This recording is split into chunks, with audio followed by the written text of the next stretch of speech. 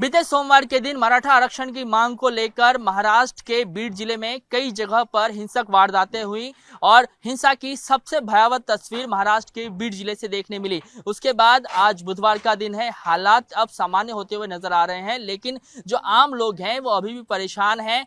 मैं इस वक्त मौजूद हूँ बीड के सब्जी और फल मार्केट में और आप यहाँ पे देखिए कि बीते 2 दिनों से जिस तरीके से पूरे जिले में धारा 144 लगाया गया है, उसके बाद इस मंडी की तस्वीर देखिए कि मंडी में सन्नाटा पसरा हुआ है। यहाँ पर जो विक्रेता हैं वो ये कह रहे हैं, दुकानदार हैं वो ये कह रहे हैं कि जिस तरीके से बीते 2 दिनों में धारा 144 लगाया गया है और कल तक जब कर्फ्यू लगाया गया था, उस वजह से जो इस मंडी में अलग अलग शहरों से फल और सब्जी आना था वो रुका हुआ है और उस वजह से इस मंडी में सन्नाटा पसरा हुआ है। मेरे साथ यहाँ पर कुछ सब्जी और फल विक्रेता हैं, उनसे एक एक करके जानने की कोशिश करेंगे। आप अपना नाम बताइए और बताइए कि 144 धारा लागू होने के कारण आप लोगों को किन किन दिक्कतों का सामना करना पड़ रहा है।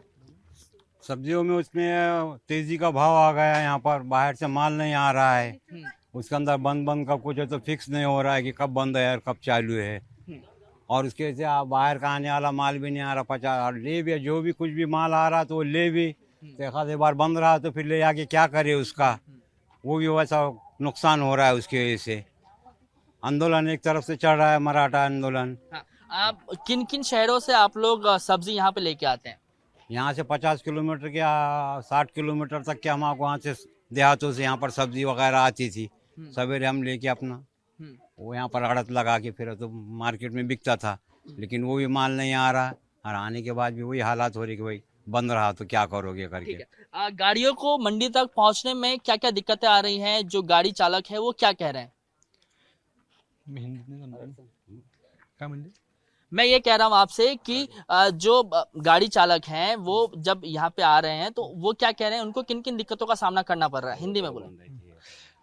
जागोजागी रोड येण्यास टायर ही वगैरे जाळण्याने तकलीफ आहे लोकांना। ये अगोदर तर यायला विचार करतात, जास्त करून तर येण्यातच। ठीक है, आप बताइएगा कि किन किन दिक्कतों का सामना करना पड़ रहा है? जो ड्राइवर यहाँ पे पहुंच भी रहे हैं मुसीबतों का सामना करने के बाद, वो क्या कह रहे हैं? वो तो सोच रहे कि बाबा आना क्या नहीं, यहाँ से पहले फोन लगा रहे सेठ लोगों के। अब सेठ कौन, यहाँ की कौन सेठ किसकी जिम्मेदारी लेगा?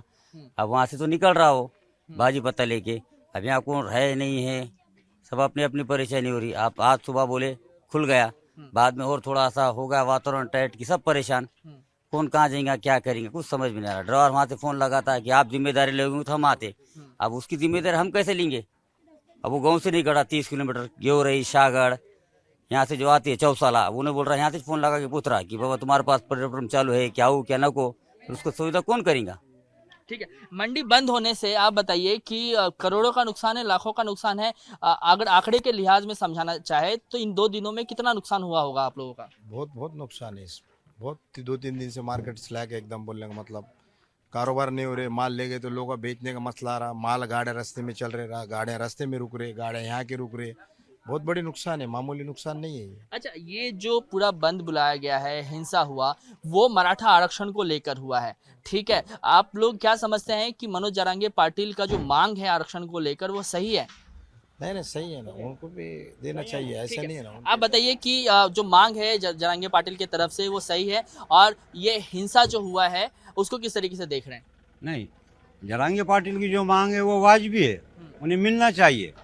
हमारे भाई है वो हिंदू लोग, हमारा उनको पाठिंबा भी है। लेकिन हिंसा की वजह से नुकसान तो आप लोगों का हुआ ना। हिंसा की वजह, हिंसा को थारा नहीं, हिंसा नहीं होना चाहिए। हाँ। शांतपने से जरांगे पाटिल ने तो कुछ मराठा समाज के उनके बड़े नेताओं की मानकर कुछ तो जल पानी या खाना वगैरह खा लेना। हमारी तो दुआ है कि वो जिंदा रहे, उनको जिंदा रहना है तो मराठा समाज के लिए अशद जरूरी है। वो योद्धा जिनको लड़के है तो दिला सकता है। क्या आप समझते हैं कि जो आंदोलन इतने दिनों से शांतिपूर्ण तरीके से चल रहा था, 2 दिनों में बीड जिले ने बहुत कुछ देखा, हर जगह पत्थरबाजी की गई, कहीं ना कहीं आंदोलन को बदनाम करने की कोशिश हो रही है? नहीं, उसकी परेशानी नहीं है, पर वो क्या है, उन्होंने जगरानी पार्टी थोड़ी बोले कि मैं करो करके, वो तो बोल रहे कि मैं शांति से करो करके। अब उनको देख देख के लोग, उनको जो हालात रहते इंसान के, उनको देख के मराठा परेशान हो रहे ना। इसके पहले आज तक हुआ क्या मराठा आरक्षण में ऐसा? उन्होंने बोल रहे जो तो उन्होंने तो बड़े शांतिपूर्ण करो। अब काम है लोगों का, अब कोई भी किसी को गुस्से में तो कर आप लोग देता। ये कह रहे हैं कि नुकसान भले ही हमारा हो लेकिन मराठा आरक्षण जो है वो जल्द से जल्द मिलना चाहिए। चाहिए या उसका कुछ निर्णय लेना चाहिए, जरांगे पाटिल के पास बैठना चाहिए, उनको बात करना चाहिए, बोल के उनको सुलझाना ही चाहिए कि भाई तुम पानी पी लो, सब कर दो, क्या है तो उनको इसके पहले कैसे टाइमिंग दिए थे, वैसा कुछ करना चाहिए ना। ठीक है।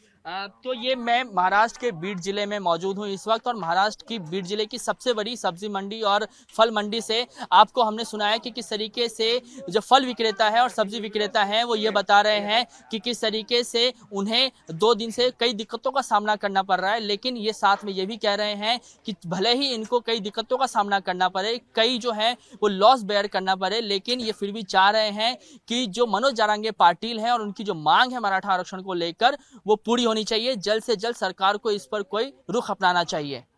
कैमरामैन प्रशांत माने के साथ कृष्णा ठाकुर, एबीपी न्यूज बीड।